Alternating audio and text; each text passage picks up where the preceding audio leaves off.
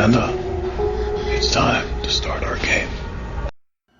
In a world where zombies, ghosts, serial killers, and vampires all exist, it's Nico, Brian, Mike, and Dustin, and they are all that stand between you and the films that could end the world.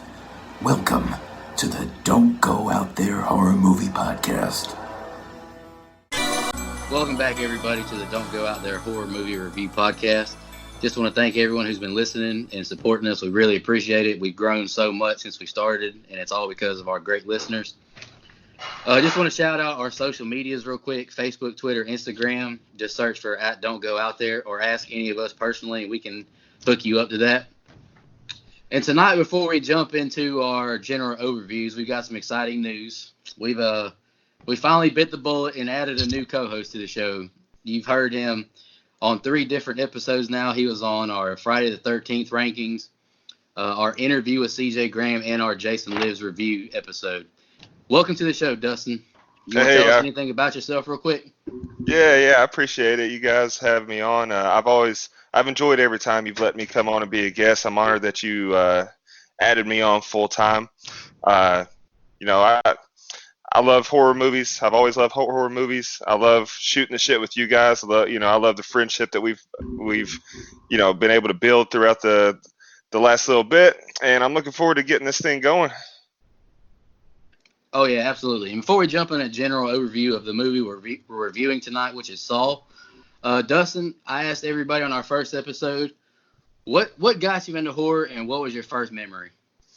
So what got me into horror? I remember when I was a little kid, my dad watching horror movies and me just kind of like wanting to watch, but getting too scared to end up finishing the movie with him.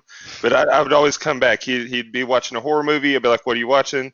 He'd let me watch a little bit. Then I'd have to leave because I get scared. I mean, we're talking little kid. So it was movies like Children of the Corn, which I know you guys love. Yeah, what a great fucking film. Children of the Corn, Pet Sematary, Child's Play. So all these movies that I had no business watching as a 5-6-year-old, but I kept that adrenaline rush you can't replace, you can't duplicate. And so fast forward, when I got a little bit more courage about me to watch these movies, I remember when the original Blair Witch Project came out. I'll never forget where I was. So I rented that movie on VHS with one of my friends. I was staying over at his house. He had acres of woods behind his house. It scared the shit out of us. I was 11 years old. I'll never forget that. And so it's just I guess, the adrenaline rush, that feeling of, oh, God, you get your heart pumping. You can't get that from any other genre of movie. And so that's what got me into it. Fun fact about Dustin.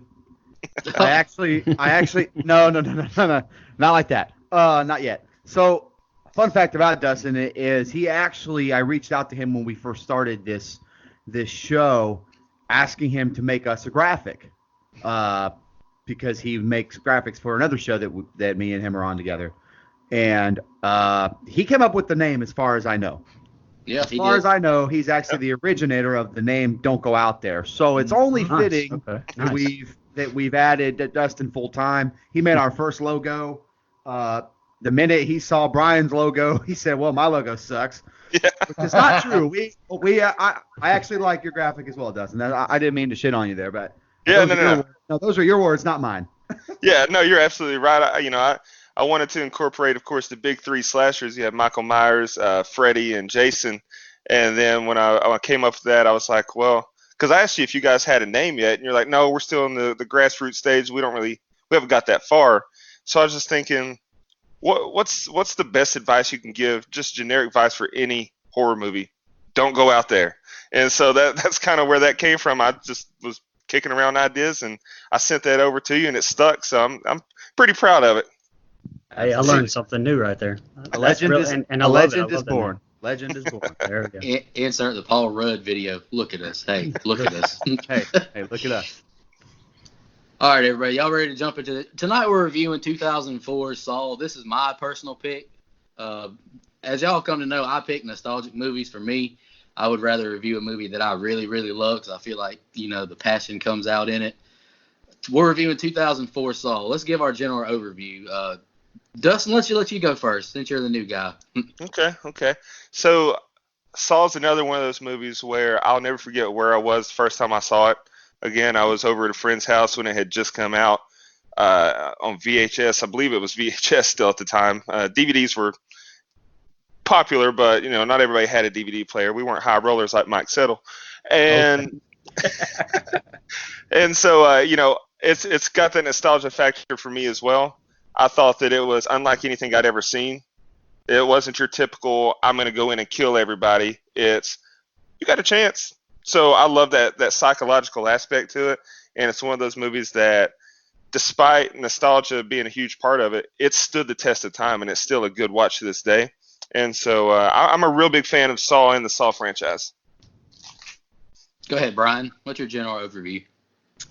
So like I've said on the show before, I grew up on the old school 80s ones, and then, kind of my prime of horror, was high school.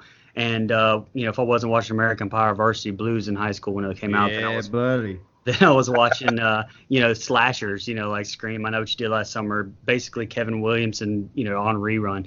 But, and I never really got into Saw at first because of the basically like I knew it was heavily shrouded, in the whole torture porn thing, and that's kind of the reputation it had.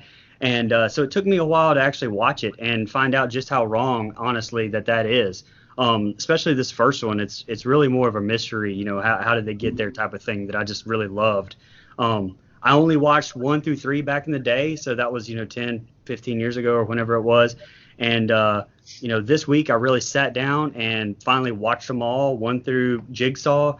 And I can say that honestly, this is not only one of my favorite franchises now, but we all know how much of a continuity asshole I am, and I can say, like, without a doubt, this is the best made horror franchise in my opinion. Like, if I was going to pick a best horror franchise from start to finish, it's this one, because I love the continuity. Especially when you're talking about 8 films and not maybe 4 like Scream or something like that. I'm going to give my general overview real quick. I did not see this movie in theaters, but, we've discussed Blair Witch Project and being around the hype of it. I was around the hype of this movie. I remember seeing the trailer on TV during, whatever I was watching. I remember seeing, one of my favorite scenes of the whole franchise. You see them both in the bathroom, shackles around the ankles, and he says, they don't want us to cut through our chains. They want us to cut through our feet. I still remember the first time, seeing that during that time of when it came out. It still sticks with me. I'm not going to be secretive about it. This is my favorite franchise. As much as I've loved on Jason Voorhees and Friday the 13th, I love the Saw franchise the best, just because it's not a simple movie. It's not a simple franchise. It makes you use your mind a lot. And I really enjoyed we've all talked about this in the past. I love not knowing what's going on. I love trying to figure it out while I'm watching it. And that's just my general overview. I'll give more at the end. Mike, go ahead, buddy. Well, as usual, I caught on to this a little bit late, and kind of like the rest of you touched on, I waited on this because it had that reputation of being torture porn. So, I mean, clearly I didn't see this in 2004. I saw it, I want to say 2008, 2009, I finally decided to just bite the bullet and watch the first Saw. And I remember not really paying attention, so not being a huge fan. So I kind of set the franchise aside and came back. I said, I'll come back around to that later and sit through it. So about a year after that, I rewatched the first one and loved it. I remember it just being this immersive experience, really not knowing anything else about that franchise. When you watch the first one for the first time and sit down and actually see everything that's going on, it is a completely different movie than its reputation. It's not torture porn. It's not, a guy cutting a bunch of people up. It makes you use your head. It's kind of funny. The thing is, the character Jigsaw, because this movie's kind of like a jigsaw puzzle. Now, it gets a little wonky there in the middle, but I think it's a great franchise. You guys touched on it. Continuity in this franchise, and we're gonna, eventually review this franchise. But the continuity throughout all 8 movies is fantastic. It's like binging a Netflix series when you watch them back to back to back to back, like I did last week. And so I thought I had a lot of fun doing it. And this movie just kicks it off. I enjoy the film. I think it's good, and I think the twist at the end really works. I know some people think there's better twists in this franchise, and there is one, but this one works really, really well, and I'm excited to review it. Oh yeah, absolutely. And before we jump into scene by scene, I just wanted to preface the review. This movie is kind of like when we reviewed Silence of the Lambs. There's a lot of dialogue between Adam and Lawrence, so it's kind of hard for us in a scene by scene breakdown to capture, the emotion, the feeling, what are their minds going through, or how are they feeling? Because you have to actually watch them. You have to see Dr. Gordon slip into his madness. You have to see Adam. He has a secret that he doesn't tell Dr. Gordon until the very towards the end of the movie. So I highly recommend watching this movie just so you understand the relationship between these two. But let's jump into the scene by scene, fellas. Let's do it. All right, the film starts with Adam waking up in a bathtub, and we see a lit up key go down the drain as he falls out of the tub. He cries out for help. Another voice yells out, and he finally gets the lights turned on. They see a man lying in the middle of the floor with a gun in one hand and a tape recorder in the other, and he's lying in a pool of blood with a gunshot to the head. They're both chained to a pipe in the room by their ankle. Lawrence, the other guy in the room is Dr. Lawrence Gordon. He finally tells Adam who he is. He tells him he's a doctor, and he asks Adam, what's the last thing that you remember? The two start to try and figure out a plan. Lawrence notices the clock in the room is new, and they're supposed to know what time it is. Adam finds a tape in his pocket, and Lawrence finds his, but he also has a bullet in his envelope. Adam ties the bathtub stopper to his shirt, and he snags the tape player from the dead body's hand. He turns on the tape, and I just wrote it basically calls him out for living in the shadows. Then Lawrence throws him his tape. The tape tells him his goal is to kill Adam by 6 o'clock. And there's a key part in this. It says when you have that much blood in your body, you just shoot yourself. And that just sets up another scene later on. And it says if he doesn't kill him by 6 a.m., then Allison and Diana will die. And it says at the end, X marks the spot. And then the tape says something about a heart. And they notice his heart is on the toilet. Adam, he starts by digging his hand through in the actual toilet part where you use the bathroom mat, and it's real nasty. And then Dr. Gordon says, check the back tank. And he finds a bag, and he's like, damn, I wish I would have looked here first.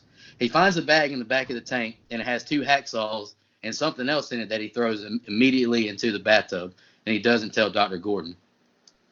He throws one of the hacksaws to Dr. Gordon, and they both try to cut their chains off, and it does not work at all. And Adam, his hacksaw blade breaks, and he throws it into the wall. And then I like the line I said earlier. This is an iconic line to me because it just sticks with me. Dr. Lawrence Gordon says he doesn't want us to cut through our chains. He wants us to cut through our feet. Drew, do you want to start us off with that opening scene? Okay, so I want to actually go back before the open scene even starts.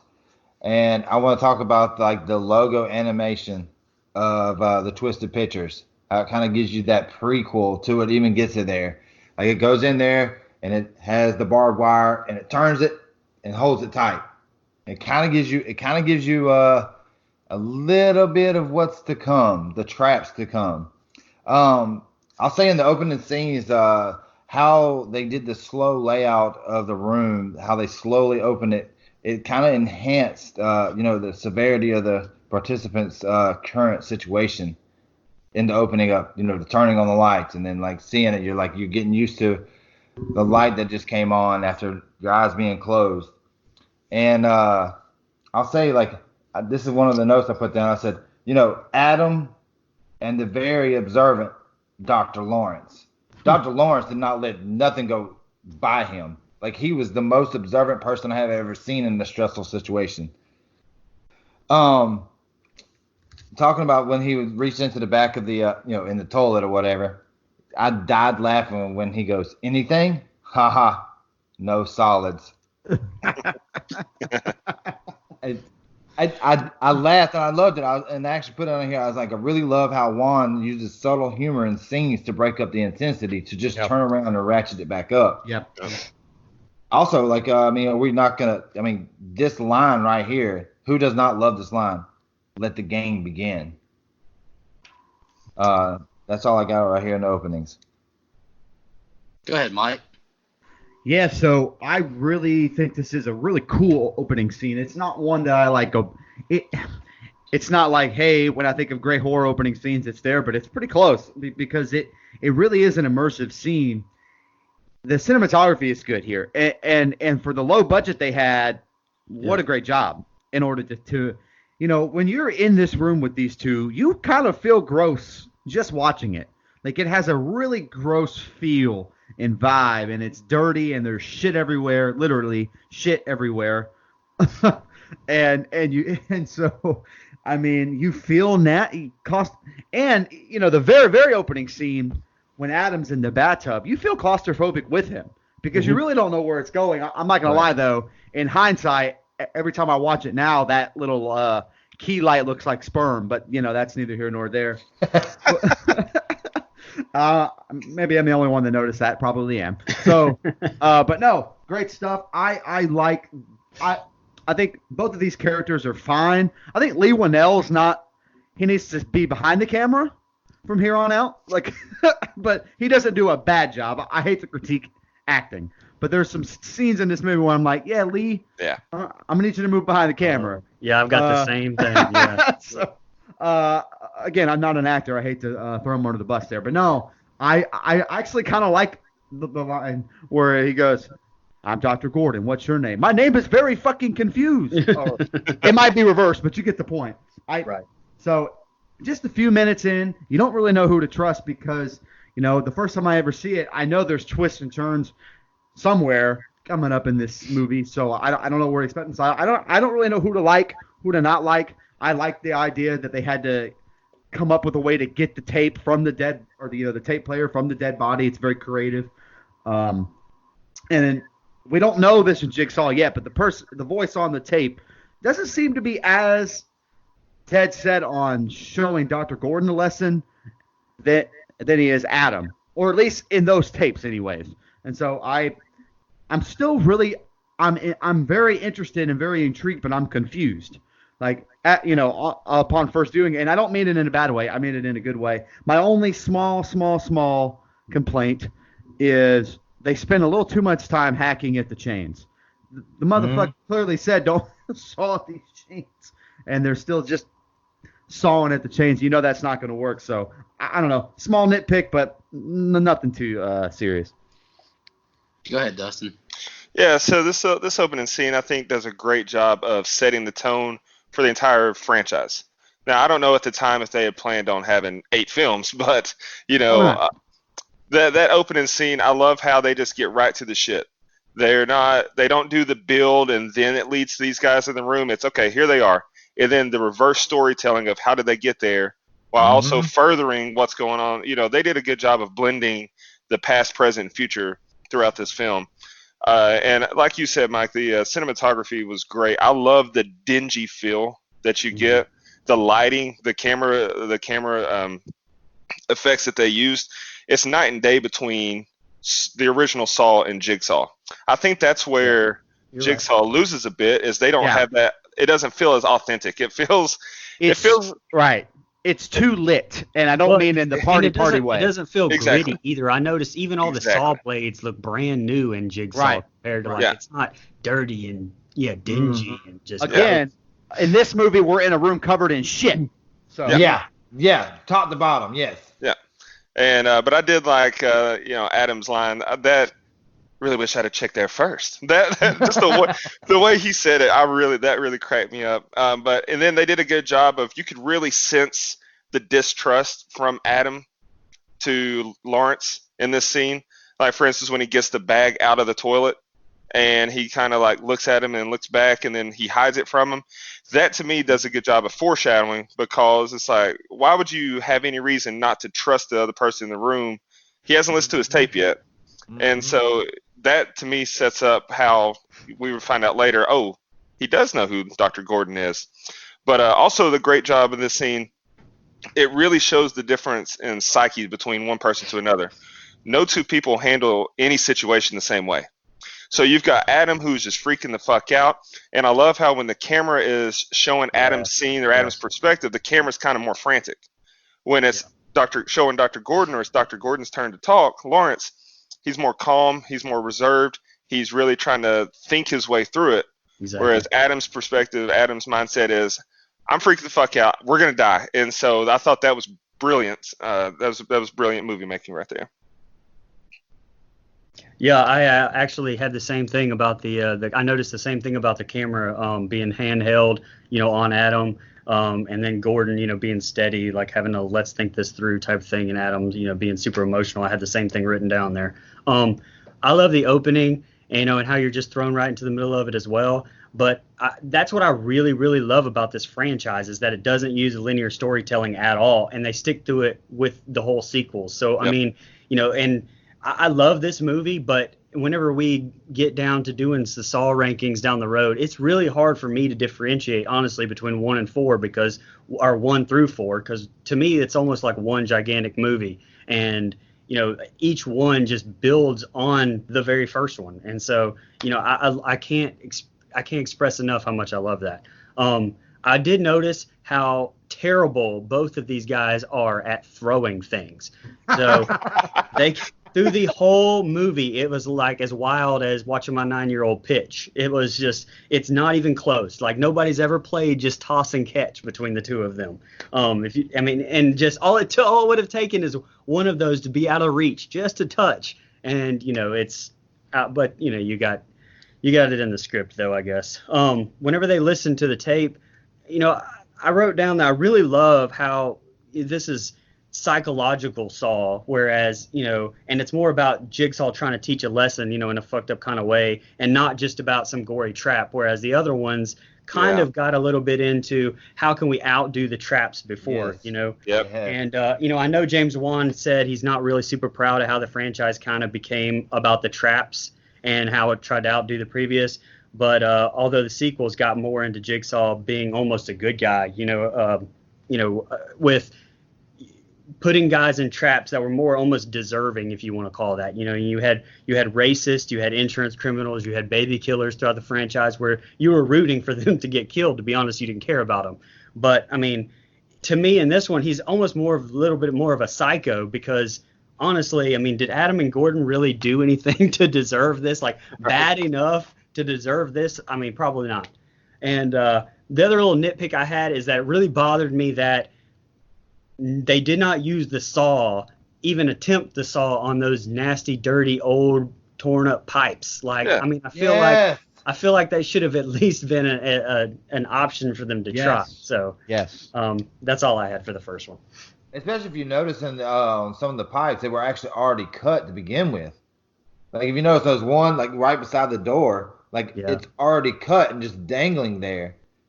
And you notice, I don't know if you noticed, but I mean, it's probably a budget. I know it's probably a budget thing more than anything. But every time Gordon would lean up against that one pipe, it would like move over probably almost a foot every time. It was like really bendable. So I'm sure those directors were like, quit leaning on the pipe. All right, the next scene starts with Lawrence says he thinks he knows who it was because he was a suspect. Flashback to Detective Singh, and Detective Carey finding the dead man in a barbed wire trap. Jigsaw asks Paul, "Did you really want to die when you slit your wrist, or did you just want attention?" And the tape tells him he has 2 hours to get out, or the door will close forever. But he died and bled to death. He's called the Jigsaw Killer because he cuts a puzzle piece out of their skin because they're missing the will to live. The next scene shows Mark trying to find the code to the safe on the wall. He's covered in a flammable substance, and he has a candle to use to see.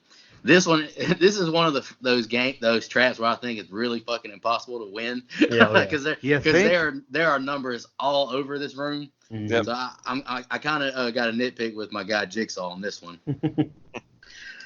And Carrie shows Detective Tapp hit a pen light found at the scene. Now we're back at the hospital. Lawrence is showing, hospital students, nurses, x-rays of a patient. Zip says he's John and an interesting man. Lawrence is called to his office. Detective Tapp and Singh ask where he was from 11 p.m. to 1 a.m. And they say they want to have this conversation back at the station. He asks why, and he reveals the pen light. Lawrence Gordon's lawyer asks him, "What were you doing?" Lawrence tells him that he was visiting a non-patient, and you can tell that Dr. Gordon's a little not comfortable saying it. The lawyer tells him to tell the truth now because they're not going to believe you later. Lawrence is back in with Adam, and he says that was 5 months ago. And Detective Singh comes in and tells him that his alibi checked out. Before they let Lawrence go, Singh asked Lawrence to listen to Amanda's survival story of Jigsaw. She woke up restrained to a chair with a reverse bear trap on her head. The TV cuts on and Billy tells her the key is in the stomach of the dead cellmate. She gets free from the chair and a timer goes off. She grabs a knife and she kills her cellmate who was not dead. You saw his eyes opening as she went to stab him. And I wrote down I underlined and put stars beside it. Amanda did not seem very urgent in this. Like she's like looking like at the cell, like the cellmate. She's just looking at the knife like really slow. Like there's a timer going off. Be more urgent about this. She gets the key out and frees herself. She screams, and a Billy puppet on a tricycle comes out and tells her, "Congratulations, you're not ungrateful to be alive anymore." And Tapp asks, "Were you picked because you were a drug addict?" Amanda tells Detective Tapp, "He helped me." Dustin, what's your thoughts on those two scenes, man? I thought those scenes were, it was necessary storytelling. I like how they introduced Amanda, who, spoiler alert, becomes an integral part of the franchise. Right. It was kind of crazy. Fun fact: when she was digging through the intestines, they actually used pig uteruses. I don't know why that was the right. That was the organ of choice. Pig Cheap. uterus. They were cheap. Yeah. That's why. I guarantee. Yeah, you're right.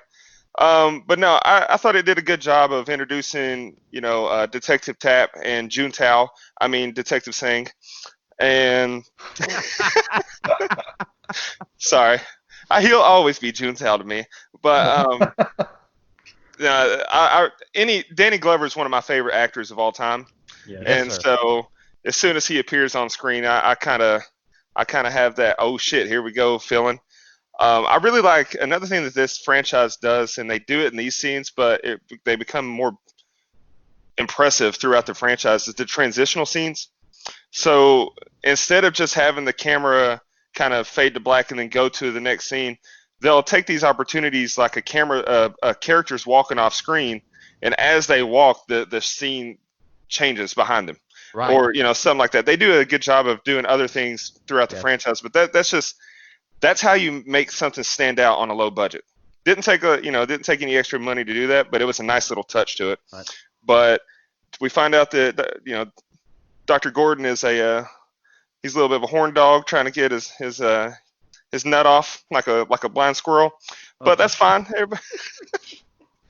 But it's not a whole lot going on here other than some storytelling and a lot of dialogue. But it's that Amanda, that reverse bear trap is something that, again, foreshadowing for the rest of the franchise. It's going to be a huge part down the road. Yeah, this movie has a lot of flashbacks, foreshadowing, and dialogue. Yeah. Go ahead, Brian. I actually really love the flashbacks in this entire series because they're part of that non-linear storytelling, and they're not just exposition like they are in a lot of other series and movies. They're actually integral to the plot and story. So I really love the flashbacks part of this. Yep. The razor wire guy. As soon as I saw that, I can really tell the movie Seven influence in this movie for sure. Which is a movie I love. So anytime you can throw some Seven references in there, I'm all for it. And Dustin kind of spoke to this a little bit with Danny Glover, but I felt the same way about Dina Meyer. When I've loved her since she was in Starship Troopers, and obviously Danny Glover's in one of my favorite franchises of all time in Lethal Weapon. So the cast has my attention immediately when both of those detectives come on. Obviously, the intro to Amanda and Billy, who both become staples in the franchise. I think Dustin touched on that as well too. and Billy obviously becomes more marketable. So, but both of them obviously are very, very integral to the rest of it. And I really do wonder, and maybe somebody has some behind the scenes on that, like how did they have kind of a layout plan of the first few movies, or were they just trying to see Bam trying to break into it with just this one? So Just this one. okay, Yep. so yeah, they did some amazing writing Right. on the Yep. rest of them to kind of tie everything back in together. I love the rock music with the sped up passage of time. Whenever it was showing Amanda in there and showing the background or actually all the traps when it showed it did that same little, it had the rock music and it was just everything was really, really fast. I thought that was really effective. And last thing I'll say is big props to Amanda Shawnee Smith. She does a very good job of showing the psychological trauma when she's in there trying to tell the detectives this. I mean, and we all know that that's very hard to do, from other movies we've seen and how it can come off cheesy and not believable. She did a very good job acting her ass off in that scene. Absolutely. Go ahead, Drew. These scenes, I said it earlier in the group chat. I was just like, I'm not really a big fan of the flashbacks, but holy shit, were the flashbacks amazing in this movie. Like, it made so much sense. Like, it didn't confuse me at all. Sometimes flashbacks can confuse you in the middle of a movie. And for once, I was not confused. It gave me all the information I needed. You went from the guy that was like, put in the cage with the barbed wire and said, hey, you got, what, an hour, 3 hours? Well, I can't remember what it was, to get to the end of it before the door closes or you're stuck in there forever. And, like, seeing that go in there and then like the flashes of the camera and whatever, just like kind of put that just terror, like what this guy went through to try to get to the end. They're like, I'm surprised he made it that far. It took him a minute to get as far as he did. Outside of that, like the first ones and the flashbacks is just like I said, it's perfected it. And I said, all these traps so far as like escape rooms on steroids. Right. Exactly. Yep. Definitely. Okay. So I love these set of scenes because they are full with dialogue within the flashbacks that kind of set everything up later. Hell, these flashbacks even set us some things later on in the franchise. Mm-hmm. And so I think that's really, I mean, I know they didn't intend it that way, but bravo to the people like Brian said, that ended up coming along later and using some of the dialogue here to set up other sequels. Job well done on that. This razor, the razor wire trap and the numbers trap are not fucking winnable. Okay? Like, I'm okay with that because it's not a big deal. It's a nitpick. But if I had a little nitpick, I'd be like, come on, man.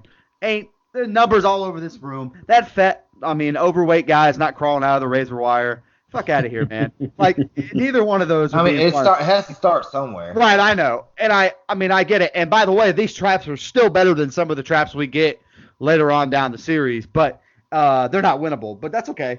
I like that this movie makes a point to let you know he's not a killer very early. This guy's, technically he's never killed anybody. Well, that's technically true until they he didn't kill anybody, but he attempted murder on somebody. We'll get to that. But that's neither here nor there. I like the scenes where they kind of, interrogate Dr. Gordon. And, Brian mentioned this, the actress who plays Amanda, she does a great job here. Yeah. And that scene is probably what gave it its torture porn reputation as far as within this movie, is her scene, her trap.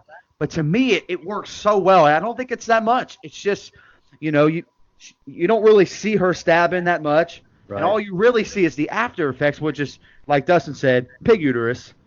But I think the gore is great there. It's the perfect amount of gore that I look for in a horror movie like this. And I think they do a great job. And again, this movie, like Dustin mentioned, opposite of Jigsaw, never lets down from having that dark, gritty, gross feeling. The entire movie, even when you're not in a saw trap, has a very dark grit, and it's just raw and nasty. And Brian mentioned the rock music. This movie is early 2000s as fuck. It's got hard metal. It's got fast movement. Like it's on speed. Well, look, all you have to do is look at Amanda's hair to know that this is early 2000s as fuck. That's a good point. And by the way, again, I love the scenes where she's being interrogated. The practical effects is good, especially on the budget they had. A big practical effects guy, so bravo to what they used. The money they did have, they used it well. And I love Danny Glover too. I think he's great. He's Yep. out. He's out. I think the whole detective team is great. All the actors do a really good job, especially in the upcoming scenes that we'll get to, where Jigsaw tries to murder a man. Don't let me forget that. The last thing I'll say is I wrote this down, but I forgot to bring it up. Billy. So every time he comes on screen in the 8 movies that I watched this, I'm most impressed by whoever timed his mouth to the actual words of the tape. I was like, damn, that's what I paid attention to most. Going, God, these guys barely had working computers and somehow timed this puppet's mouth to every word that came out perfectly. So that was just my little insert there, kind of / nitpick of the thing. And one more little small detail I meant to touch on it in the early set of scenes. In some of these tapes, Jigsaw has a little bit of a cough, and I don't know if anyone else can pick up on it, but I like that they leave it. He leaves it in the tape. So again, it sets up later on, like they use that later. Like he's sick. Whoever's playing the Jigsaw guy is sick. You don't find that out until later. But he has a cough in the. I don't have the voice on me right now, but you get what I'm saying. Yeah. And I got one more thing on this scene I left out, overlooked in the notes. So I said it once before when you guys had me on. There's certain things in movies that are kind of little oopsies, and once I see them, I can't unsee it. Like it was in Jason Part 6 when he's going to light the water and he tosses the match, but the match goes out before it actually hits the water. So in this one, my little oopsie that once I saw it, I'm like, motherfucker. So when he's all greased up in the flammable substance and he's walking barefoot on the mirrors, when the camera zooms out and it shows him walking fast, like it speeds up, he's walking around, he's got shoes on. Like you can see him. He has shoes on. And I'm like, damn it. I'm about to watch it again just to see that now. Yeah. I've never noticed that. You'll never unsee it. So yeah.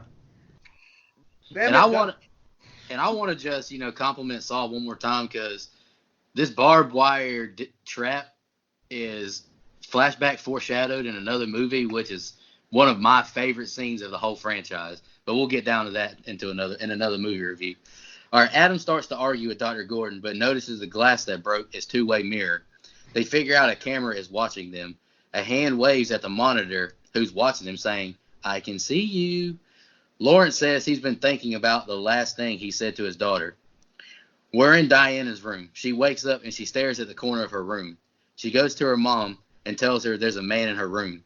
They go get Lawrence as he's working on his computer. He puts her back to sleep. He says there's no such thing as a bad man. He gets a message on his pager to go to work, in quotes, to go to work. Diana asks, "You're not going to leave us, Daddy?" He says, "Of course not." Then he and Allison, his wife, start to argue. I wrote down they obviously have some marital problems going on. He throws his wallet when they're back in the bathroom to Adam to show pictures of his family. Adam looks and he finds a picture of them two gagged with a note on the back. It says, "X marks the spot. Sometimes you see more with your eyes shut." And he tells him that the picture that he was supposed to see is missing. As now Lawrence leaves the closet, and this is the flashback part now. Again, this is kind of the hard part of scene by scene of this. It cuts from in the bathroom to flashback so fast. Lawrence leaves the closet in Diana's room. It opens, and then the man charges out, and the mom comes in, and she sees this man towering over her daughter. Now Allison and Diana are bound and gagged to the bed. He's pointing a gun at both of them, listening to their heartbeat. He looks out the window, and Tap is revealed to be spying on their window in their house. Tap's whole apartment, I wrote, is covered with newspaper, Jigsaw articles, and I wrote he's obsessed, which becomes a repetitive thing in these movies. Tap drops Gordon off after the interrogation. Tap doesn't trust Lawrence. He's back at the station rewatching Amanda's video. He finally notices a gang sign graffiti, and he hears a fire alarm. They get the record of all the alarms that went off in that area, and they invade without a warrant. They find someone, I just wrote, it's the drill trap, the guy stuck in between two drills. They hear an elevator noise, and it comes up, and they come and an elevator comes up, so they cover him back. They cover the guy back up, and they hide. Jigsaw enters. Jigsaw says his drugs are too weak because the guy's already awake. The policemen jump out, and he starts the drills. Singh tries to stop it, but there's too many keys because he says, the keys are in this little box to stop it. So he shoots the drills. Now Jigsaw gets aggressive. Jigsaw slices Tap's throat, and Singh chases him with the shotgun. He shoots Jigsaw, and you see him fall down. He goes to the fallen body, but the place is rigged. A wire activates, and a bunch of shotguns are above him, pointing straight down, and it shoots Singh in the top of his head. Jigsaw sneaks off, and then Tap finds a dead Singh. Mike, do you want to go first on those two scenes, man? Yeah, okay. So I love the line from Adam. This is the most fun I've had without lubricant. That's a great line. I just want to start my review off like that. I like these scenes because what happened? What happened? I like these scenes because it makes Gordon a little bit more of a relatable character. He's a husband with a struggling marriage. You could tell that him and it, he loves his daughter, but maybe they're not that close. And so it makes him a really good human character. Before you think he's just kind of a cheater that commits infidelity, but at least this kind of brings him to a human level. So, I like that. I like that Adam hides that picture because Adam kind of is fighting for his fucking life like R. Kelly, man. Like he has to hide that picture because the minute that Gordon sees that picture, he's going to cut his foot off and kill him. We got an R. Kelly reference in here. Never thought. Hey. Hopefully the last time. Sorry about that. But he is fighting for his fucking life because he has to hide that picture from Dr. Gordon. And so Dr. Gordon doesn't immediately cut his foot off and go kill him. I think that's smart by the character. So I think the mom and daughter do a good job once they're tied up. I think that what was I going to say? So I get a little confused when Danny Glover's character is watching the tape, or if he's in his house with like newspaper clippings and he's got week-old pizza on the fucking table. Like I get a little confused with the timeline there. Yeah. So it took me a couple of watches to understand exactly what was going on there. But I think it's great police work, which is very unusual in a horror movie, where they rewatch the tape and rewatch the tape and rewatch the tape and then figure out exactly where to go and where to and where to be. And then it's terrible police work. Yeah, and then it's the drizzling shits. Because I tell you what, I have this wrote down. I tell you what I would have done. I'd have just killed Jigsaw right there. Fuck it. Who cares? If it were real life, bye. Because we have this guy now. Why are we doing? He ain't done shit by the book anyway half the time. Might as well just off this guy. But no, dumbasses. But I do love the way the scenes build the tension back and forth between Jigsaw and the drill. And finally a cop with some sense shoots the drills, which I was screaming the whole time, shoot the damn trap. But, that's neither here nor there. But by the way, this is what I was talking about. He didn't murder him. But goddammit, he tried to murder him. This is attempted murder on Danny Glover, which is a freaking sin in and of itself. But I don't know. I think you could excuse it away if you really wanted to by saying he wasn't actually trying to kill him, just getting him to back off. I don't know. A cut to the throat's pretty damn attempted murder, if you ask me. So I love these scenes. I think they do. Man, there's not a whole lot of bad scenes in this movie, but you're gonna hear I love these scenes a lot. But there's a lot of good. I love James Wan's directing throughout these scenes, like just his camera work, and like I already mentioned, the back and forth between the drill trap and the Jigsaw thing, I think builds a lot of tension. So I like these. Go ahead, Dustin. Yeah, I agree. The first thing that stood out in these scenes is that Lawrence Gordon is a lunatic. Who calls a foot a tootsie? I had a huge problem with that. A lunatic. He's sitting on his daughter's bed, said, "Give me your tootsie." And I was like, "What the fuck is he talking about? She got a tootsie roll?" But bro, he's so corny. He's a corny dad, by the way. He's also He's also a pretty bad dad, because what kind of dad doesn't go above and beyond to at least, if nothing else, humor their child and comfort them? Look under the bed, you look the closet. That's Dad 101. Oh, And I literally have Parent 101 written down. Check Right? closet, check bed. What the fuck? I If he literally have checks the that. damn closet, this whole crisis could have been averted. Yes. But so terrible. so that's something. A little fun fact there. The map that Tap and Sing were looking at when they realized that they know where this place is, the map is actually a map of Washington D.C.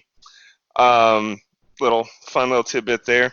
And yeah, you mentioned it. He never technically kills anyone, but there's attempted murder on a cop. But you could also be charged with second-degree murder for forcing someone to kill themselves.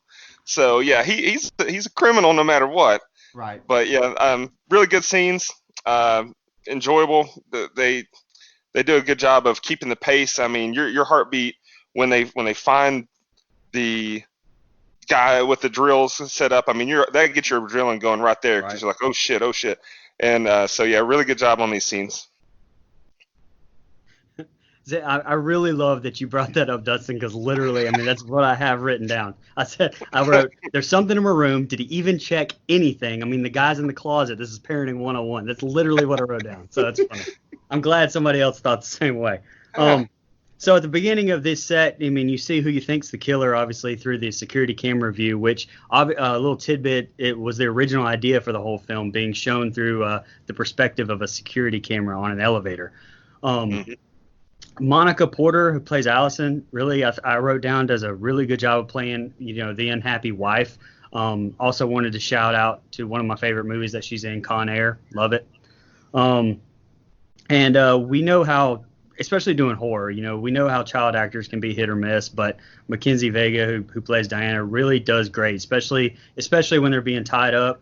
She doesn't come across as cheesy as a lot of those child actors do. And, no offense, I was never in acting, but, we've hit on this plenty of times. Oh, yeah. And, I really do wish that there was more Danny Glover, like development, and showing his obsession a little bit, like a little bit more character development with him. I really would have liked to seen that, but I do understand, especially if you know the behind the scenes, like how they were in such a time crunch, and they didn't really have time to do that. But that's something I really would have liked to have seen there. One of the biggest nitpicks besides the closet thing that we went over is that there's fog in the warehouse. I get to, that you want to create the atmosphere, and the fog on the floor really creates atmosphere, but it kind of, I saw it, and that's the first thing I said was like, man, how is there fog on the floor in a warehouse? But, you kind of got to get past that, I guess.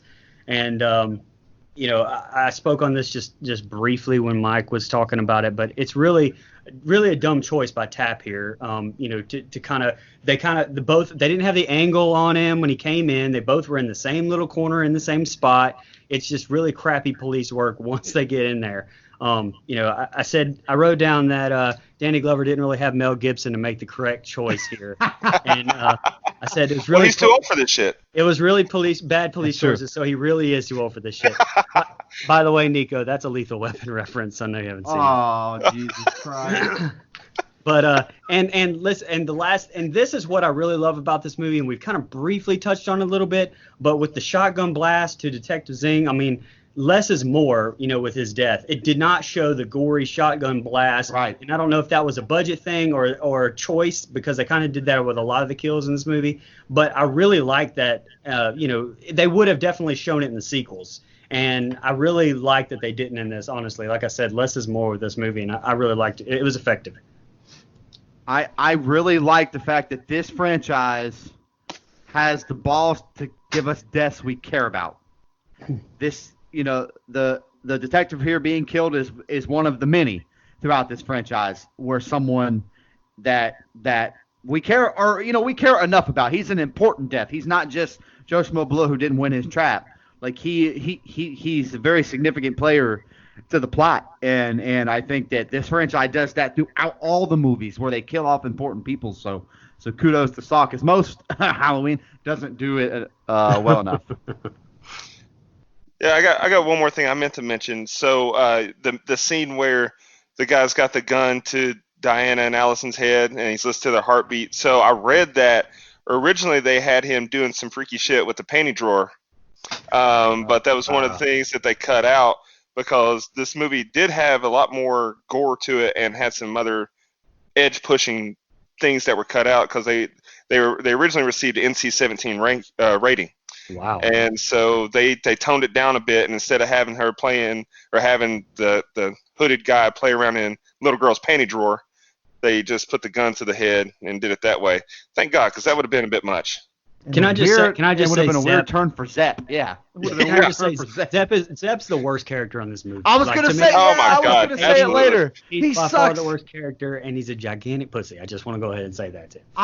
I hate that he's so focused on coming up here because he's such a bad character I don't give a shit about. It's the one glaring thing I have with this movie. I'm like, fuck Zepp. Somebody kill Zepp, please. Like, he's like, I'm sitting there the whole time. I'm like, somebody kill this motherfucker, please. Lawrence is trying to find the X in the room. Adam says to turn the lights off. They find the X on the wall. Lawrence breaks open the wall and finds a box with a cell phone, cigarettes, and a lighter. And there's a note in there that says, there's other ways to kill Adam, basically by using the poisonous blood. Lawrence tries to call the police, but it doesn't work. It only receives calls. He has a flashback to last night. He tries to make a call, but gets the same, drop call sound.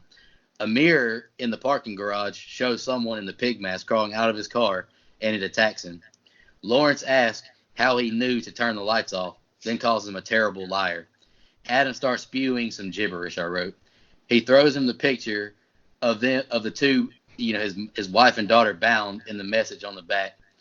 Lawrence gets really emotional. Lawrence reads that note again and tells Adam to play along. He dips the cigarette in blood, but he swaps it out with a clean one to fake kill Adam. Adam smokes it, then I wrote he fake horribly dies.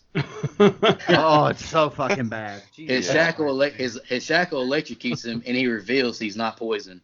Lawrence tries to cut the chain again. Adam says he remembers how he got there now, and this is one of my favorite scenes. He's in his apartment developing photos, and he nods off. Yes. He wakes up and hears noises in his apartment. He uses his camera because his flashlight doesn't work as a light to see. Then you get the Billy doll laugh in the apartment, and then he's charged by a pig mask figure. The phone rings. It's his daughter Diana. She's scared. The bad man from her room. Allison tells Lawrence, "Don't believe Adam's lies. He knew about you before today." He yells at the camera not to mess with his family. He tells Adam she said not to believe him. Adam reveals he took his picture in the parking lot. Then he pulls out pictures of Lawrence that were in the bag with the hacksaws.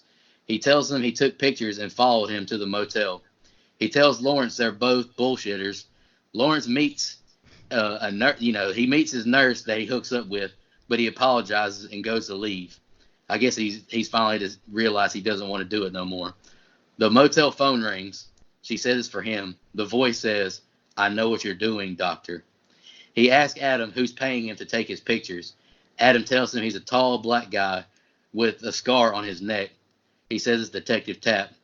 And then Lawrence says he was discharged after his partner died. And then they argue some. And the next two scenes are the last ones. Mike, you want to go first, buddy? Yeah, I'll go first. So you mentioned, the scene in Adam's apartment. I fucking love that scene. Yeah. It is so well shot. They use the silence so well, and the laughing fucking Billy puppet creeps me out. I'm not gonna lie, it's really hard to get me. But if I'm not really paying attention, and I have that movie, like I watched it the last time I watched it, I had these big headphones on listening to it, and I was trying to do some other stuff, and I'm like, fuck, come on, dog, like that shit creeped me out. So I enjoy that scene. However, the scene before that,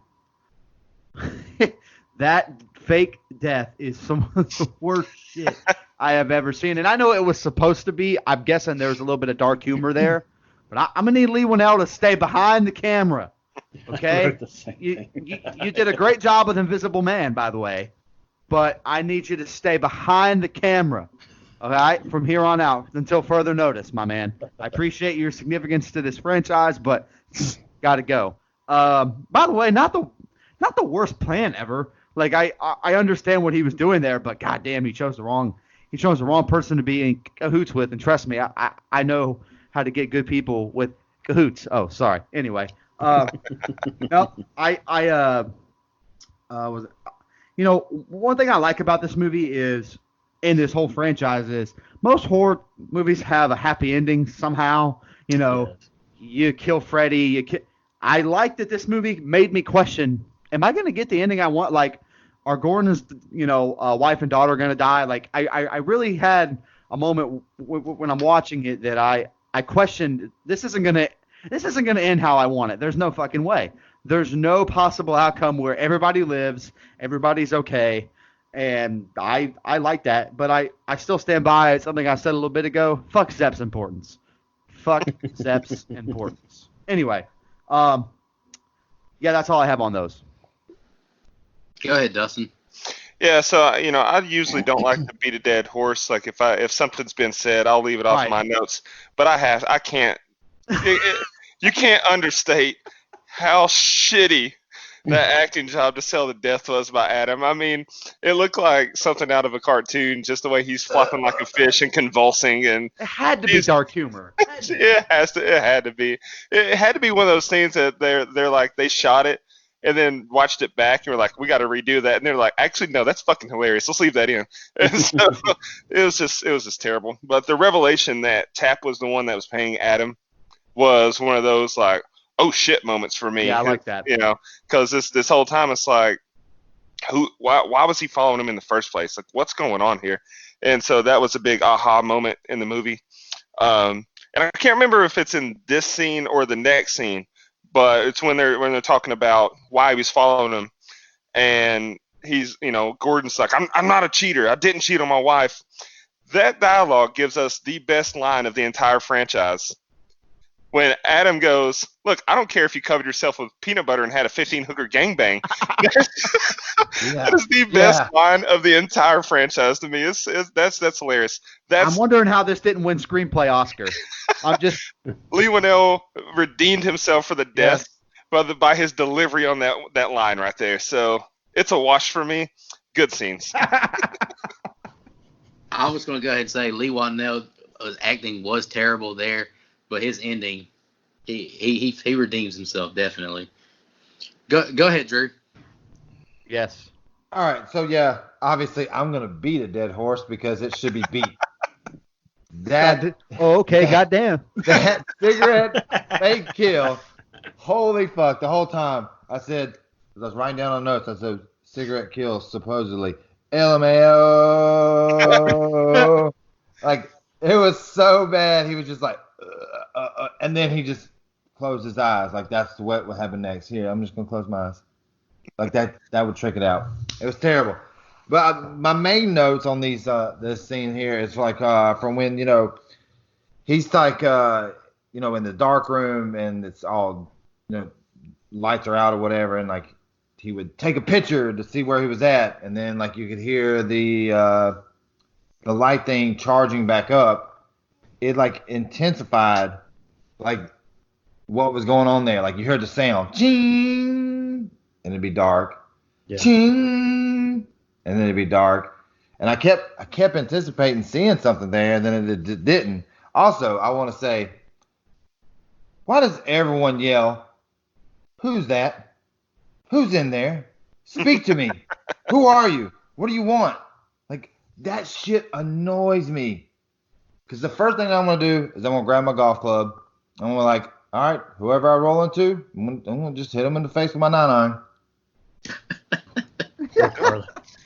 Yeah, it definitely is beat to death in the horror genre. Like, it's almost like one of those things. It's so annoying. I'm like, come on, man. We got to put that in. Like, it's like it's taboo if we don't.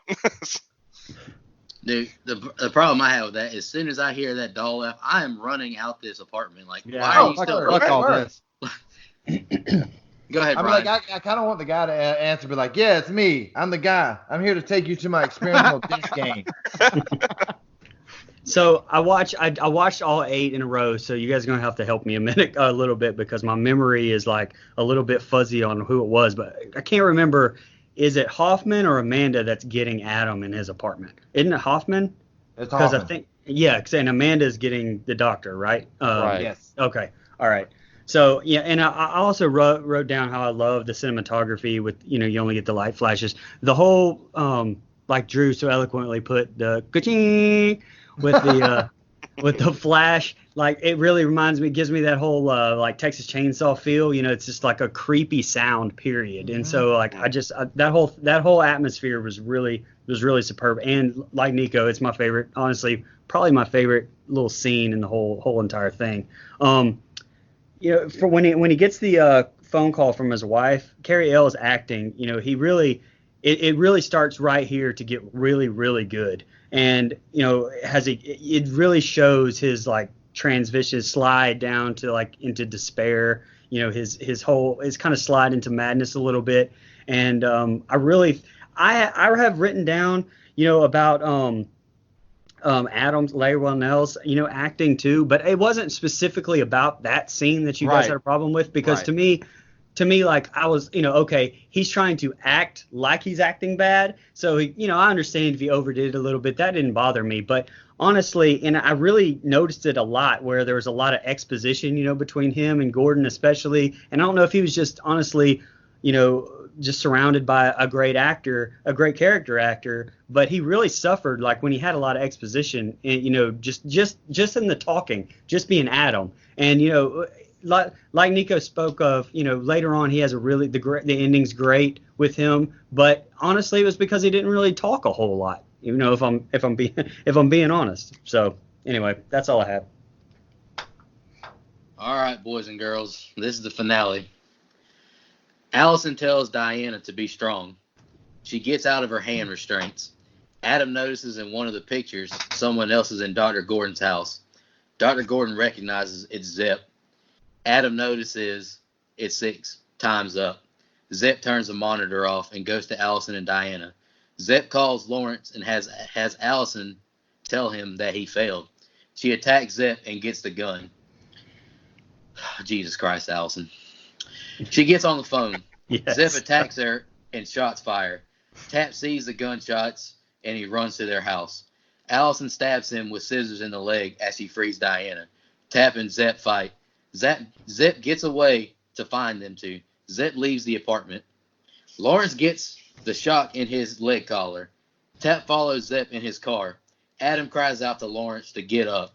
Lawrence yells, "Fuck this shit!" Zep and Tap get to, the building where Gordon and Adam are. The phone rings and he can't reach it.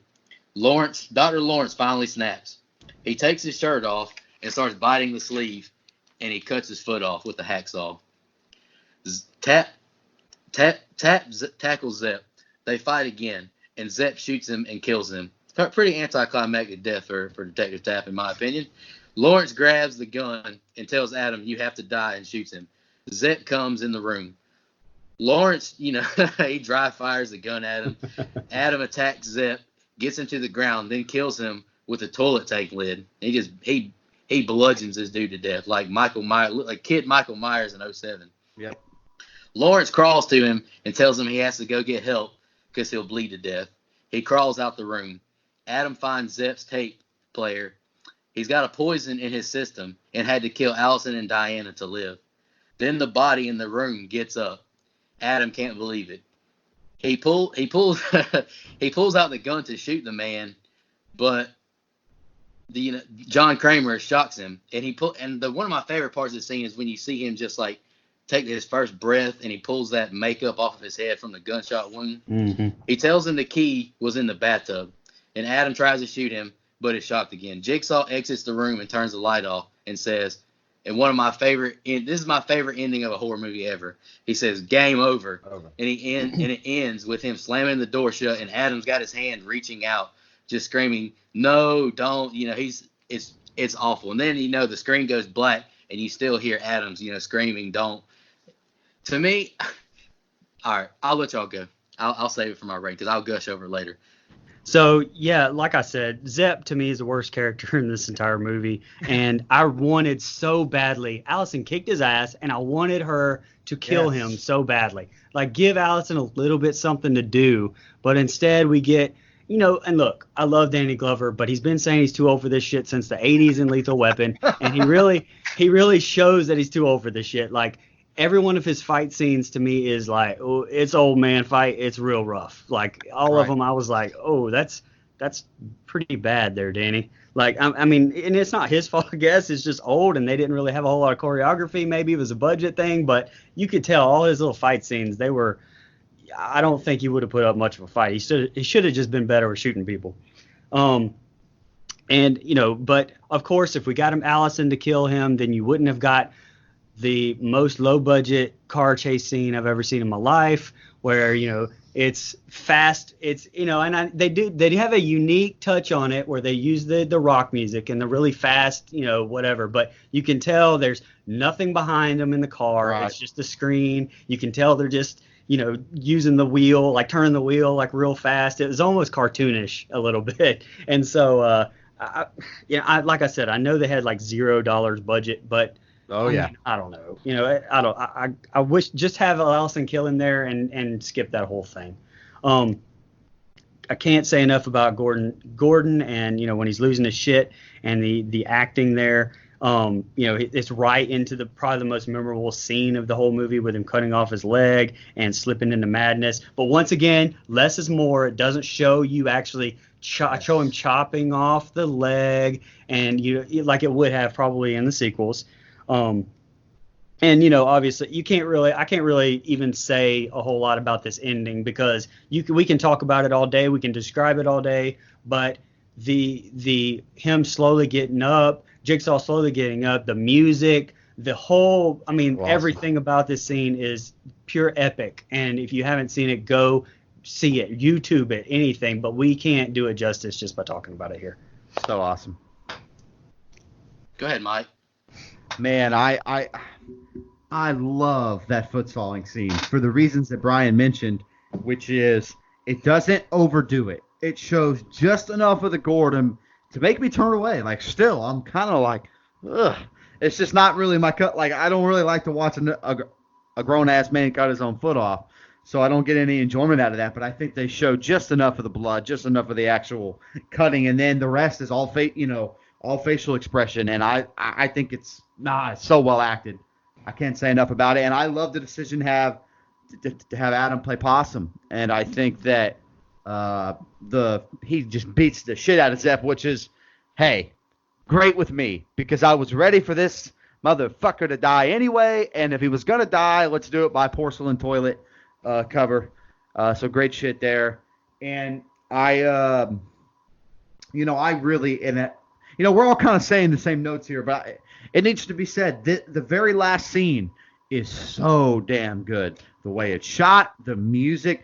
Tobin Bell does a great job slowly just peeling back the fake blood. And, the first time I ever watched this, I did know what Tobin Bell ended up meaning to the franchise because, by that point, spoilers are out, pal. But I can imagine watching this the very first time not knowing. Mm-hmm. I can imagine thinking, wait, is that the motherfucker that was the patient from the doctor's office? Because that's really the only kind of clue you get. What the hell is that? You don't realize, you really don't know that dead guy on the floor is going to be significant at all. And he ends up being the most significant person in this entire franchise. I think that's so well executed. It's so well done. And by the way, my favorite thing is he just kind of nonchalantly says, the key to open that is over there, or it's in the tub. Motherfucker, that would have been nice to know, 12 hours ago. Right. Except for that key, he never had any chance of getting out because that key is down the damn drain. Yep. Which makes my heart sink because, again, there's no happy ending here, but it is an epic ending. Game over. And he just shuts the door. It's a great ending. Love the twist. I think, man, it amazes me that they were able to pull off the music, all that, everything timing up for the budget they had. Just it's such a great job, man. I can't commend them enough. Great job by Juan and anyone else who helped do that scene. That was good shit for sure. Yeah, so Mike, I want to touch on piggyback on what she's talking about. How we didn't know the dead character at the very beginning would be, ironically, the center of the story, and he's in the center of the room. Yeah. Right. So, I agree with what you guys said. Phenomenal final scene. One question I had was, who the hell keeps scissors in their sock drawer? That was just, little You don't things like have that kids, I'm do you, thankful Dustin? for. Hell, even if I did, in the sock drawer, I don't know. Put them up high. But one thing, My son has Sharpies in his sock drawer, so I guess it's just weird ass shit that just gets thrown yeah. in. Right. So another critique that I have, it's not really a critique, but it's kind of one of those things that makes you think. So when the phone is ringing after Lawrence has found out that shit's going down, the phone's ringing, he can't reach it. He didn't think to use his shirt to reach the phone. Right. He's the one that had that idea I earlier. know. He tells Adam, "Hey, use your shirt to get the tape player," but he didn't think just take your shirt off to get the phone. Nope, I got to cut my damn foot off. So that was Stafford something. shirt, man. Couldn't get it dirty. Yeah. Um, Different mental state though. yeah, At this time. True. yeah. You do. Lawrence does have one hell of a character arc here because in the first he's this calm, collected, let's think this thing out, and then as he realizes shit's going downhill and his family's about to die, he loses it, and that's very relatable because as circumstances kind of start to mount, it's a snowball effect. You Right. lose your inhibitions. So the scene where, like you guys said, the revelation that John's alive in the middle of the room, that's one thing, but the way it was shot made that scene. Yes. Absolutely. The Adam was in focus, and then in the background, off to the side, you see John stand up. That made that scene because, again, when you don't have much of a budget, you have to do these. You find these little tricks. That's a brilliant thing, brilliant piece of cinematography there. The music that's in the background, you guys have said it on previous episodes how the score and the music can become its own character. That music that's playing in that scene is prevalent in the rest of the franchise, and so that's the first time we hear it, and so great job there. Another couple things, not really criticisms, but I guess nitpicks that I have on this scene is number one, when he grabs the gun and he's about to shoot Adam. He opens the chamber.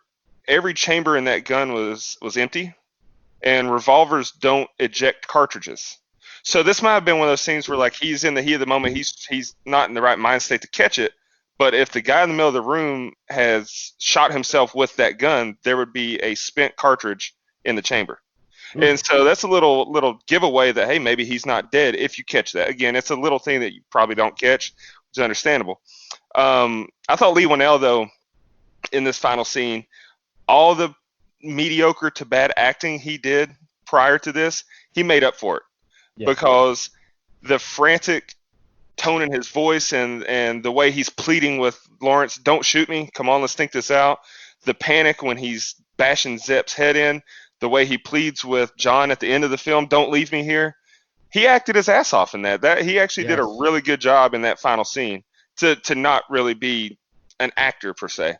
And then the last little nitpick I have, and it doesn't really take away from it, but it's just something that you notice. John stands up, and when Adam is going for the gun to shoot him, he shocks him. So there's the revelation that he's been the one shocking him this whole time. Where the hell did he get that remote? He had two things in his hands. He had a gun and a tape player. And again, another thing, if he was the one shocking the whole time, wouldn't they maybe have noticed, hey, he's moving? Like, I don't know. Maybe they weren't paying that much attention to him because they think he's dead. But if he's the one shocking, that was a little bit of a continuity mishap in my opinion. But overall, I didn't take it as he was the only one shocking. I thought Zepp was his name, Zepp, or Yeah. I thought he was the one shocking him at first. I didn't because didn't he inject himself with something that made him basically dead? But I know they didn't tell that till later in the movies. But I didn't take it as he was the one shocking him the whole time. But maybe that was just me. I took it the other way, I guess. But then again, I have the benefit of the sequels, which you didn't when you were watching this one. So So and you may be right. Maybe he wasn't the one shocking him, but if he was, that's one thing. But even if he wasn't, where the hell did he just get that remote? Maybe it was in his pocket, but we don't see him reach in his pocket. So I don't know. Yeah. That's a very minor nitpick because there's not a whole lot to nitpick in this phenomenal final scene. Right. Y'all boys ready to jump into fun facts? Let's do Let's it. do it. Roll them. Go ahead, Dustin. So, Since I have so many. Dude, I got like 8 or 9 myself, but we probably end up having some of the same. So yeah, I've only got 3. Actually, I've got 2. I'm going to leave one off because I know this is Mike's thing. So if he doesn't get it, I'll circle back around to it. But the first fun fact that I have was the entire film was shot in 18 days. That's nuts. There was no rehearsals. The final cut basically was the rehearsals. And Danny Glover, we wish that he had more character development. We wish this, we wish that. Danny Glover wrapped his filming up in 2 days. So it's got to be the easiest check he's ever got in his acting career. And another thing, I know Nico loves this movie, so I had to include this fact. The Blair Witch Project was actually an I was inspiration. gonna do it to troll him too. So James Wan, Lee Whannell, they took the low budget approach that Blair Witch Project, and that was actually their inspiration to, hey, we can pull this off. We can make something really cool on a low budget. And so, great movie. Blair Witch Project was an inspiration between this masterpiece. I agree, Dustin. I agree. Oh boy. Okay. What's funny about Danny Glover? He's one of the very few actors in this franchise to never return for any sequel. Like, this is it for Detective Tapp. Like, we've seen throughout horror movies where you just keep bringing people back. It's almost like a soap opera series where Mrs. Blair dies, and then 3 seasons later, she's been alive in a cave this whole time. It's kind of like, nope, this is it for Danny Glover. So props to him for just saying, nah, thanks, but no thanks. I'm dead, man. It's all good. So you mentioned the 18 days. And you mentioned, we mentioned earlier the original script was actually was completely different. You mentioned the 2 guys trapped in an elevator, and the whole movie is through the security camera. I thought that would have been a kind of a cool movie. I would like to see. They kind of, someone kind of does that later, but Jigsaw came from Lee Whannell's migraines. He was having a migraine, and he kind of had like a day vision where what would it be like if a doctor told you have 2 years to live, the best life, blah, blah, blah, or you had 10 days. You choose. And the line "you choose" kind of came to him, he's like, wow, that's a really cool concept. Let's roll with that. And I think that's where it ended up being. You mentioned nothing being rehearsed. You mentioned the Blair Witch Project. The puppet was handmade, and it's James Wan's idea to have the puppet. It was a last-minute addition and ended up being probably the face of the franchise as far as marketing and how, the movie Spiral that's set to come out in May, has the paint from, Billy the Puppet's face. And so that's a big deal. We talked about the pig guts. One thing I want to point out, and I used to do this for every movie, I'm going to start going back to doing this, is how much money it made and how much money it had. So it was a $1.2 million budget. Twisted Pictures, I know, that's just such a low amount of money for what this movie ended up being. And Danny Glover got $1 million of that $1.2 million, I think, brother. Yeah, I mean, pretty much, because again, like we talked about, they used pig guts because they were so cheap. Yeah. They were so cheap to use, and there was a butcher shop right close to where they were filming in a warehouse. They filmed this whole thing in a warehouse, which you could tell in the parking lot scene. That's not a parking lot; it's a fucking warehouse. But that's a small nitpick. I won't be too hard on. It made $18 million in the opening weekend. They released it around Halloween time, which is a great time for horror movie. Yep. And in 2004, not a whole lot was coming out that year around the Halloween time. So great job releasing it. People want to go see a scary movie. Might as well go see this one that has some steam behind it. Overall, it made $103.9 million box office success on a $1.2 million budget. If that's not a fucking success, I don't know what is. And by the way, this whole franchise made almost $500 million worldwide. It's just this movie it's really, really low start. To see what it ended up being is a really cool thing. It's why I really like this franchise. And by the way, the reason it was NC-17 was because it made the people viewing it at the MPAA feel uneasy. Yep. Not so much the gore, but the lighting, the mood that it set. It just made them feel gross. And so they had to scale some of that back to get the R rating they ended up getting. Yeah, so the budget thing was what I was talking about. That's kind of your thing, so I left it out. I left it out the last couple of weeks, but I'm going back to doing it because I find the financials of Hollywood kind of fascinating. Very.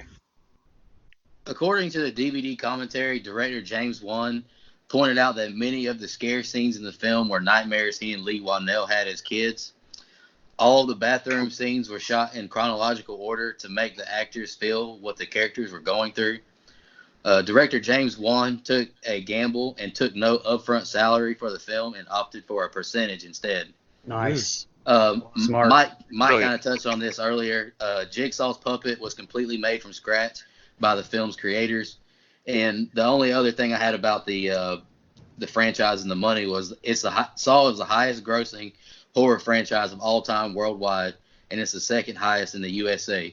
Friday the 13th was the number one, and it had only a $10 million difference. So the two goats are the two highest grossing. This is before Halloween 2018. I believe. Jesus. I was gonna say Goats. this was. Mike's like, I'm not letting that slide. That's right. Saw and Friday the 13th. That's right. I got you back on that one, Nico. I mean, Friday the 13th had to have 12 movies to get to the point of Halloween's financial success. So that should tell you something right there. Oh boy. I'm pretty sure Halloween's got like 11 or 12 itself, but It doesn't we'll have debate 12. that later. All right, let's jump into our favorite kill, least favorite kill, and rating. Should we make Dustin go first since he's a new guy? Let's do it. All right. I'll go first. So favorite kill. You know, this is a tough franchise for this category. I feel because all the kills are so creative, and so that being said, least favorite kill, I got to go with Detective Singh, because because it wasn't as creative. We've seen the old tripwire shotgun death before. Favorite kill, boy, I tell you, I gotta go with Zeps because it was satisfying because Zeps such a stupid fuck, and also the way that Lee Whannell Adam acted his ass off in that scene really tied the whole thing together. It put the bow on it, put the icing on the cake. So favorite kill was Zepp's death, and least favorite was Singh. As far as rating goes, I mean, you got to factor in a lot of things here. Does it have its flaws? Absolutely. But I grade this one on a bit of a curve because of how groundbreaking it was. Mm-hmm. It has the nostalgia factor, which is always going to get points with me. It has rewatchability. I've watched it yesterday. I've watched it twice within the past week and a half. Yep. I really like this franchise too. Like, I know that when we break down the franchise, we're gonna nitpick and tear some of these other films to shreds. I know that, but as a whole, this franchise is brilliantly done. So I'm gonna give out the highest rating I've ever given on this show for this movie. I'm gonna go with a 9.5 on this film. Ooh, nice. Drew, you want to go laid it on next? the table. Just laid it and smacked that on the table. He did. He whipped his nuts out and put them out. There you go, baby. Just plopped them down. Drew, you want to go next? Yeah, I'm good. So, Dustin, I think me and you are going to be BFFs because I also have the same two that you do. My favorite kill was Zepp, obviously, because it just, like, I wanted it to happen the whole way through it. I'm just like, come on, just kill this motherfucker. Just please kill him. And it was satisfying that Adam was the one that just beat him across his head. Yes. Yep. And then the reason why the shotgun tripwire kill is my least favorite is not because of the trap itself. It was actually how they shot it. The way it just kind of shot, then you saw like kind of the little speckle of blood come out from his back after it shot down. Like there's four shotguns above that door? And that's what we get. I was so underwhelmed with that. It should have been more gory. It should have been more bloody. Whatever. That's the reason why it's my least favorite. And as far as the movie itself, I'm going to give it a 7.0.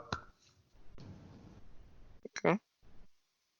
Mike, Brian, I know you two are going to have the exact same thing, so y'all can just rock, Jesus rock Christ. paper. Y'all can just rock join paper, together, scissors, who brothers. goes next. You know what? This myth has gone way too far, way too goddamn long. We This disagree myth. sometimes, barely. Okay, you guys are right. Anyway, listen, it's kind of weird because actually, I agree with you two. My least favorite kill is a detective, and it's not because I don't like the kill. It's because I had to pick something, Right. And I think that's the least satisfying, but it is very significant. Like I praised it earlier for killing off a main character, but if we're just going by coolness of the kill, it doesn't have that factor. And by the way, this movie doesn't have a lot of those later sequel kills that you get with the cool traps. Like Saw 3 has one of my favorite kills of all time within this franchise. Just I'm talking about one of my favorite movie kills. Like you don't get a lot of those in this movie, but I wanted to see Zep die so fucking bad that that has to be my favorite kill. Yeah. And like you said, it was very vindicating to see Adam be the one to deliver it. So I really enjoy this movie. I think, like you said, has high rewatchability. I can pop it at any time. I don't get bored. It doesn't lag for me. There's never like a come on, let's go moment. And I'm so impressed by the budget they had and the movie they were able to get out of that budget. Yep. To squeeze that turnip the way they did, I so damn impressive. And like I said, I'm actually sad I waited so long to watch this franchise because it's like a really good Netflix series. Same. You know, and I enjoy it. It made me, this when you have the sequels in perspective, it makes this movie better to me. Because I know what's coming, and I know, wow, this is setting up some really cool stuff. And every time you go back and rewatch it, you're like, wow, this one movie sets up a bunch of shit. Yep. And I for that reason, I have it rated highly. I'm going to go 8.5. Really good movie. Love this movie. Not my favorite of the franchise, but we'll save that for another episode. Okay, so I don't know who to give credit to for this quote, but it stuck in my mind ever since the first time I heard it, and it's the first time I've said it on this show. But, all right, so the question is, what makes a classic a classic? And the answer is time. And I really feel like that Saw is a modern-day classic. I mean, it came out 16 years ago, and, it launched a genre that, it's like Psycho, it changed horror, Halloween changed horror, Elm Street changed horror, Like It or Not, Scream changed horror, and Saw changed horror. And so I cannot say enough about how I love about this movie. My favorite kill was actually the razor wire kill. I know it didn't show a whole lot, but this whole movie didn't really show a whole lot of the kills. It's just the only one that, when you think about it, made me cringe so much. Oh, God. So that's why I went with for my favorite. My least favorite kill is Detective Tapp. just honestly getting shot in the chest. I was just very underwhelmed, for that. But, maybe Glover didn't want to work 2.5 days. So, maybe that's how it went there. I'm going to give this movie the second highest rating I've ever given one. I gave Silence of the Lambs a 10. I'm going to give this one a 9.75. Woo!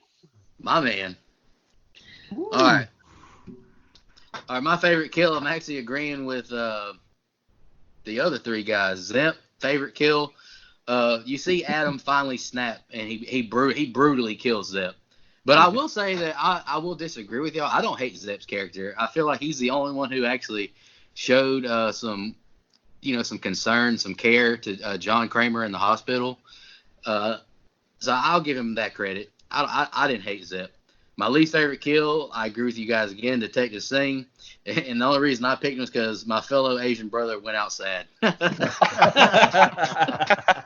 I mean, this guy's got to think. I mean, he's chasing Jigsaw. You're just going to run through these cobwebs and not think something's going on through there? It's like, come on, man.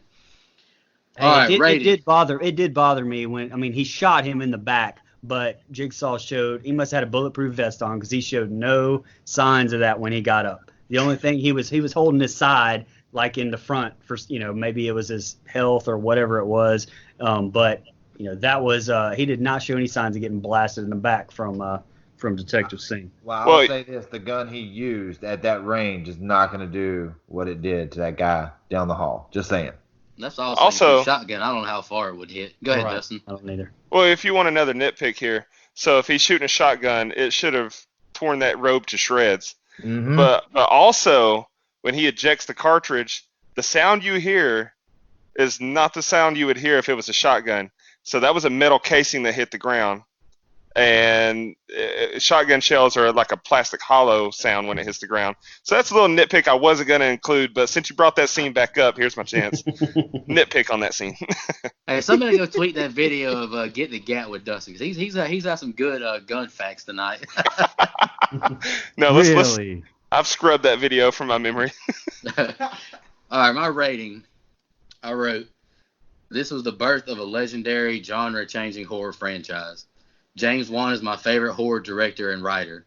He and Lee Whannell came out on top with their debut film. I remember renting this DVD from Movie Gallery in Live Oak with my mom as a 13 and 14-year-old, teenager. The first time I saw John Kramer stand up at the end of this movie, I was shell-shocked. It still sticks with me to this day. I was hooked on this franchise after that. I saw almost every one of these on their debut nights every October when they came out. This movie and franchise makes you think and pay attention. It's not just a big scary beast attacking you. It's psychological torture at its best. My favorite franchise. This is not my favorite movie in the franchise, and I will honestly disagree with a few of y'all and say that this movie is not super rewatchable to me because it's kind of slow. The sequels are more fast paced. The more is going on, but this movie started. This was the creator. This was the start of my favorite franchise. This got one of the best endings in horror history. And I mean, I'm not gonna surprise y'all while I'm gonna rate it. I'm giving it a 10 because it's my favorite franchise and it started it. But honestly, if I rated just the movie itself without thinking of what it created, I'd probably give it a 9. But since it created my favorite franchise, I'm giving it a 10 just because I love the 5 sequels that come after it, and 7's okay. But I love the Saw franchise. I honestly love it with all my heart. Hey man, I meant to touch on that. I'm glad both of you guys did. This definitely changed horror, and I know it gets. I really want to hit this home, and I try to do this on episodes that I think it's necessary. It's deemed worthy. Go watch this movie. Do yourself a favor. Forget anything you know about torture porn or whatever you think this movie is. Go back with no clouded vision and watch this movie again. You're gonna see it differently.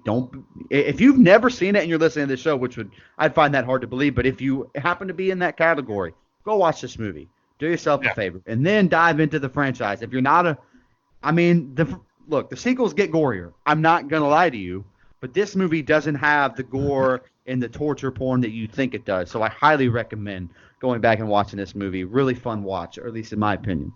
Yeah, ironically, it launched the torture porn genre, but it is not itself torture porn. So, yeah, Right. I don't. We talked about this last week with Crystal on the show. I don't think this is torture porn at all. No.